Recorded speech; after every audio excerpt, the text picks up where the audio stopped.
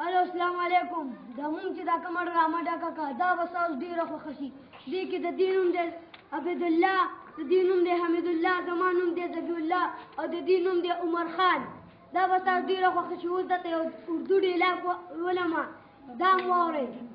بولے ماں تیری اس آگ پر قسم کہ میں اس لپڑا بازوں کو چھوڑ دوں گا نہیں، چھوڑ دوں گا نہیں. او دې کې چې کوم مونږ به درې ډیلاګې نورې ویشتي، دې چې کوم ډیلاګ ویشتی هغه به هم درله ویمه.